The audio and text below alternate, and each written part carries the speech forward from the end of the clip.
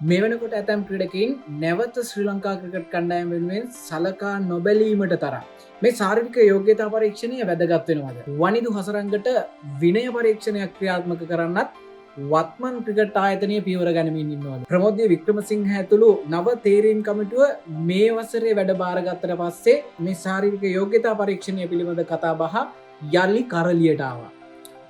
මීට වසර 4කට පෙර ප්‍රමෝද්‍ය වික්‍රමසිංහ තේරීම් කමිටු සභාපතිවරයා ඉන්න කාලේ තමයි මේ ශාරීරික යෝග්‍යතා පරීක්ෂණය ශ්‍රී ලංකා ක්‍රිකට් ක්‍රීඩකයින්ට හඳුන්වලා දුන්නේ.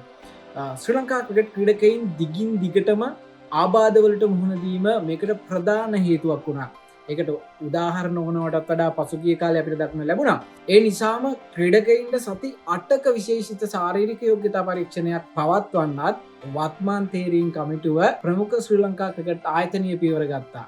2020 ලෝක කුසලාන ක්‍රිකට් තරඟාවලිය අතරතුරදී ආබාධයට ලක්වුණ වනිදු හසරංගගේ එම ආබාධ තත්ත්වය මේ වන විට සම්පූර්ණයෙන්ම සුව වී තිබෙනවා. වනිදුට මේ වෙනකොට තවත් ලෙඩක් වැටෙන්න තමයි යන්නේ. ඒක තමයි හේතුවක් නොදක්වා ශාරීරික යෝග්‍යතා පරීක්ෂණයකට සහභාගී වී නොසිටිමින් උසස් තාක්ෂණික මධ්‍යස්ථානය තුළ පුහුණු වීම සිදු කිරීම හේතුවෙන් වනිදුට එරෙහිව මේ වන විටත් විනය පරීක්ෂණයක් පවත්වන්නයි ශ්‍රී ලංකා ක්‍රිකට් තේරීම් කමිටුව උසස් තාක්ෂණික මධ්‍යස්ථානයේ ප්‍රධානියාට දැනුම් දීලා තියෙනවා කියලත් අපිට වාර්තා වුණා. මීට පෙර කුසල් ජනිත් පෙරේරත් මෙන්න මේ යෝග්‍යතා පරීක්ෂණයට ඉදිරිපත් නොවි PSL හෙවත් ඒ කියන්නේ මේ දවස්වල ක්‍රියාත්මක වෙන පාකිස්තාන් සුපර් ලීග් ක්‍රිකට් තරඟාවලට යන්න දැඩි තීරණයක් ගත්තා. කුසල්ගේ මේ තීරණය නිසාම ඔහු නැවත ශ්‍රී ලංකාව වෙනුවෙන් සලකා නොබැලීමේ දැඩි තීරණයක් ගන්නත් ශ්‍රී ලංකා ක්‍රිකට් ආයතනය පියවර ගත්තා. ඒ වගේම යෝග්‍යතා පරීක්ෂණය අසමත් වීම හේතුවෙන් නුවන් තුෂාරටත් මේ වෙනකොට IPL තරඟාවලියට සහභාගී වීමේ දැඩි අවදානමක් මතුවලා තියෙනවා. ඒ වගේම ආබාධයකට ලක් වෙලා සිටින මතීෂ පතිරණත් IPL තරඟාවලියේ කොල්කතා නයිට් රයිඩර්ස් කණ්ඩායම නියෝජනය කිරීමේ අරමුණින් පසු වුණත් පතිරණ මේ වෙනකොටත් පූර්ණ සුවය ලබාගෙන නැහැ. අප්‍රේල් මුල් සතිය නිමා වුණාට පස්සේ මතීෂ පතිරණට මෙන්න මේ කියන ශාරීරික යෝග්‍යතා පරීක්ෂණයට ඉදිරිපත් වෙන්න පුළුවන් කියලා ක්‍රිකට් අභ්‍යන්තරාරංචි මාර්ග පවසනවා.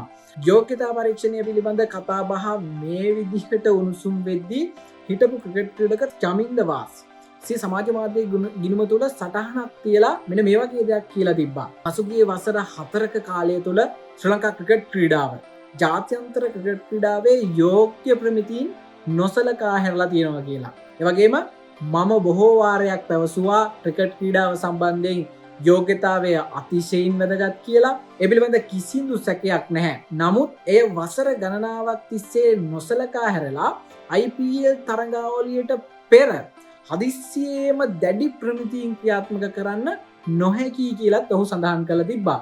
ඒ වගේම ක්‍රීඩකයෙකු දැන් මගහැරෙන්නේ විනයට වඩා දුර්වල සැලසුම් කිරීම නිසායි කියලා තමයි චමින්ද වාස් මෙන්න මේ විදිහට සමාජ මාධ්‍ය ගිණුම තුළ සටහනක් තියලා තිබ්බේ. ඉතින් ඇත්තටම රටක් නියෝජනය කරන ජාතික මට්ටමේ ක්‍රීඩකයෙකුට මෙන්න මේ කියන ශාරීරික යෝග්‍යතා පරීක්ෂණය පැවැත්වීම පිළිබඳ ඔයාගේ අදහස මොකක්ද? ක්‍රීඩකයෙකු විදිහට තම ශාරීරික යෝග්‍යතා පවත්වා ගැනීම අත්‍යවශ්‍යද නැද්ද?